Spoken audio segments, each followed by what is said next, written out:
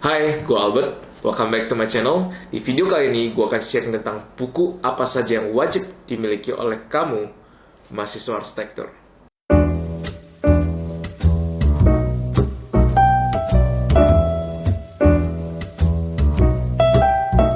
Jadi, kalau lo mau belajar arsitektur, sebenarnya banyak cara. Bisa langsung belajar tatap muka sama dosen di kelas, bisa langsung belajar dari praktisi arsitektur, atau bahkan hanya sekedar baca buku. Dan jujur gue rasa hampir 70% ilmu yang gue dapat dari kuliah arsitektur itu datang dari hanya baca buku. Dan buku yang dibaca tentu aja banyak banget dan beda-beda gitu di tiap mata kuliah. Dan udah nggak terhitung berapa banyak buku yang gue pinjam di perpustakaan kampus, dan buku-buku itu benar-benar menolong saya di kehidupan perkuliahan di arsitektur, termasuk kerjaan-kerjaan di studio gue. Gue akan ngebagi rekomendasi buku ke dalam beberapa kategori. Yang pertama, konsep dasar dan teori arsitektur. Yang kedua, gambar teknis dan detail. Di kategori konsep dasar dan teori, gue ada 2 rekomendasi buku buat lo. Yang pertama, gue pasti akan merekomendasikan buku wajib yang ditulis oleh penulis legendaris dan sangat terkenal sejagat raya mahasiswa arsitektur, yakni buku Francis de Kaching yang berjudul Arsitektur, Bentuk, Ruang, dan Tatanan. Sebenarnya yang versi Inggris ada, dan mungkin edisinya lebih baru, tapi yang gue punya sekarang edisinya agak lama kayaknya. Tapi ya, isinya sebenarnya sama. Buku ini bisa jadi referensi lo banget untuk paham soal dasar-dasar dalam mendesain dan bagaimana bentuk ruang itu bisa ditata dengan baik. Karena semuanya pasti ada kaidah-kaidahnya, ada prinsip-prinsipnya, dan buku ini bakal jadi guidance lo banget sih, supaya nggak ngedesainnya ngasal-ngasal. Lo akan belajar soal analisa potensi ruang, potensi lahan, orientasi matahari, dan bagaimana faktor-faktor tersebut akan mempengaruhi bentuk bangunan yang akan lo buat. Jadi bangunan lo bentuknya L, bentuk kubus, bentuk bulat, semuanya biasanya pasti ada alasannya. Belajar sirkulasi pengguna bangunan juga, belajar soal skala, proporsi, nah semuanya lo akan belajar di buku sakti ini. Buku yang kedua, gue sebenarnya nggak punya buku fisiknya, tapi kalau teman-teman cari di Google, itu judulnya adalah The 101 Things That I Learned in Architecture School. Menurut gue, ini bakal jadi guidance lo banget sih selama menempuh beratnya kehidupan kuliah arsitektur. Di buku ini bakal ngajarin lo banyak, mulai hal-hal basic di arsitektur, seperti bagaimana bikin garis lurus, sampai hal-hal yang makin kompleks seperti gimana cara belajar teori warna. Bahkan dia juga bisa ngajarin lo bagaimana cara nyiapin presentasi arsitektur dengan lebih baik. Ya, itu akan banyak bantu selama kamu kuliah di arsitektur.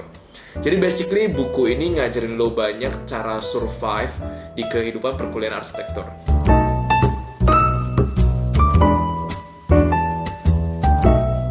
Oke, sekarang gue mau masuk di kategori kedua, yaitu hal-hal yang berkaitan dengan teknis gambar arsitektur.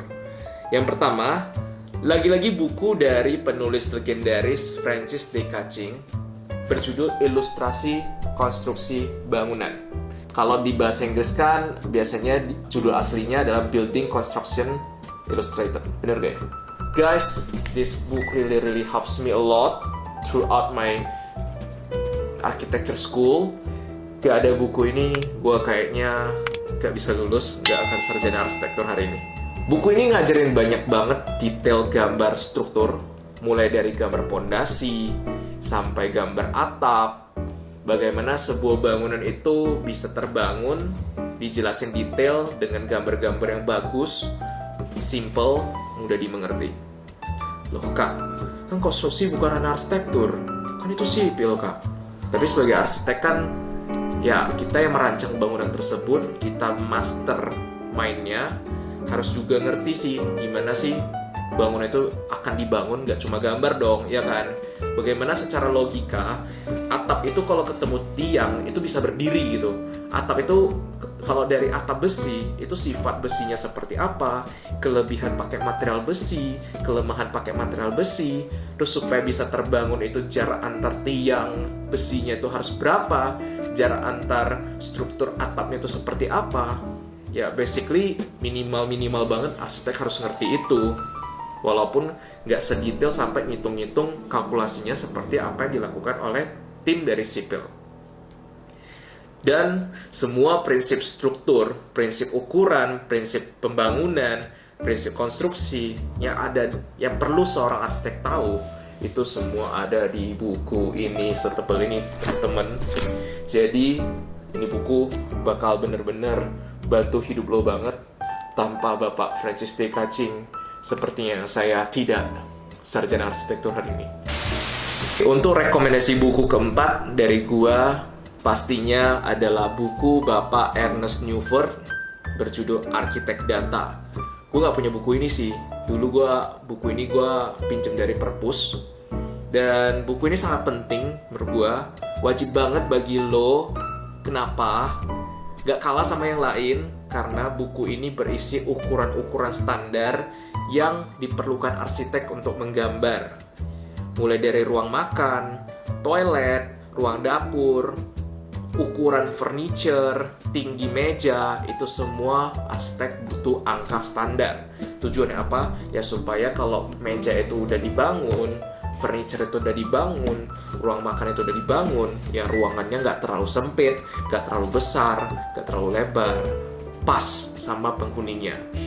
Dari dulu buku ini udah jadi pedoman kebanyakan mahasiswa di arsitektur ITB. Gue nggak tahu di tempat lain, tapi setahu saya semuanya pakai itu. Jadi ini buku benar-benar wajib kalau lo gak mau ngedesain ukurannya salah. Untuk buku terakhir rekomendasi saya gak kalah pentingnya dengan yang lain, berjudul Dimensi Manusia dan Ruang Interior. Kalau tadi sudah ada bukunya Pak Newford sebagai buku wajib untuk ukuran standar.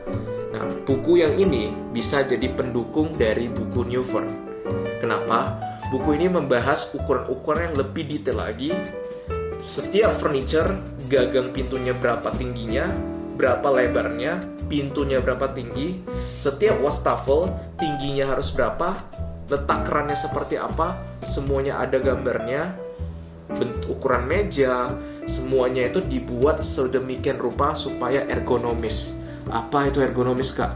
Ergonomis artinya adalah bagaimana supaya sesuatu yang kita desain itu kalau dipakai oleh manusia akan nyaman dipakainya karena sudah mengikuti prinsip ergonomis.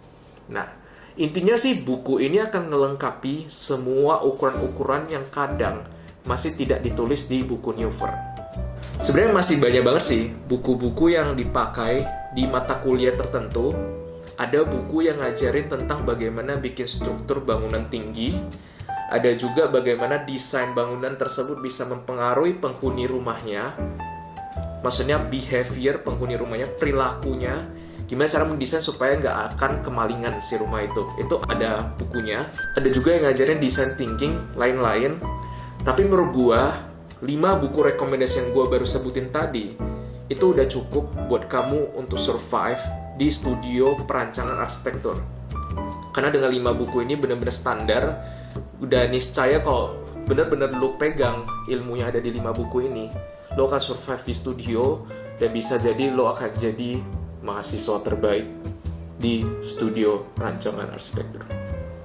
Percaya gue. Oke, itu aja untuk video kali ini. Kalau lo ada pertanyaan, jangan sungkan-sungkan untuk komen langsung di bawah. Please like, subscribe, and share ke teman-teman kalian yang menurut kalian butuh pengetahuan tentang ini. Thanks for watching. Thanks for your time. Really appreciate that. I'll see you in the next video. Bye.